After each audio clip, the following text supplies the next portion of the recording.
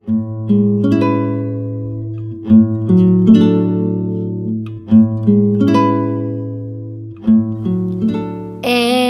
now, it's time for DJ Rocky's Secret File.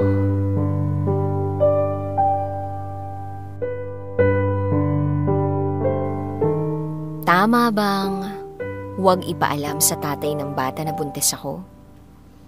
Balak ko na rin kasing makipag-iwalay sa kanya. Saka, pamilyadong tao siya.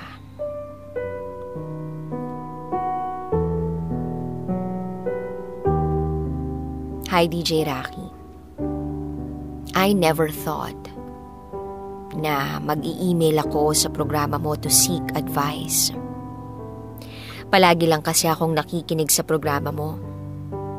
And honestly speaking, hindi ako yung tipo ng tao na palasulat sa mga ganito. Itago mo ako sa pangalang MJ, 26 years old from Bulacan. And this is my secret file. Hindi ako sigurado kung tama ba ang desisyon ko. Medyo nakokonsensya kasi ako. There is a part of me na nagsasabi na mali ang desisyon ko kaya naguguluhan ako. I'm currently working here in Bulacan. Workmate ko yung tatay ng magiging anak ko. Yes, DJ Rocky. I am 6 weeks pregnant. And I am planning to hide this. May asawa na kasi siya. Alam ko, marami sa mga tagapakinig mo ang huhusgahan ako kasi kabit ako. But let me tell you first kung bakit ako pumayag sa setup namin. 5 years akong nagtatrabaho sa kumpanya at senior ko siya. Alam ko namang may asawa at anak na siya bago pa maging kami. Pinigilan ko naman dahil alam kong mali. Palagi ko namang sinasabi sa kanya na may asawa na siya at merong anak. Kaya doon na lang siya mag-focus. Iniisnab ko naman din siya dati. Although, hindi ko maitatanggi na naging close na kami. Dahil magkatrabaho nga kami. Siya naman kasi napaka-open sa akin. Halos lahat ng nangyayari sa kanya, sinasabi niya sa akin. Pati nga yung pagpapangalan niya sa anak niya ng pangalan ko. Yes, his child was born in 2018. And that was the time na pumasok ako sa company. Sabi niya sa akin nung una pa lang daw, ay gustong-gusto na niya ako. Kaya nung manganganak na ang asawa niya, pangalan ko ang ibinigay niya sa anak niya. Ang katwiran niya, hindi man daw ako maging kanya, at least yung pangalan ko ay nasa anak niya at nakaapelyido sa kanya. Then year 2021, nagkaroon kami ng private communication. He said na hayaan ko lang daw siya na iparamdam kung gaano niya ako kamahal.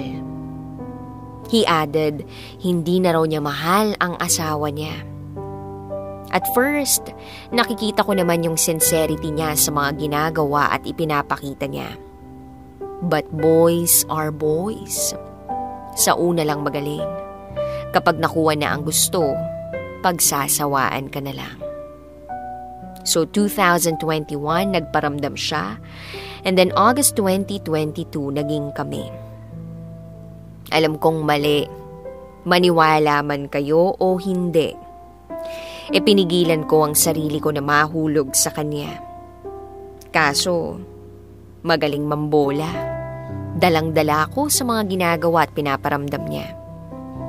At ngayon, habang tumatagal ang relasyon namin, parang nararamdaman kong ginagamit niya lang ako. Kasi pag may kailangan siya, Pati pang luho niya, sa akin niya hinihingi.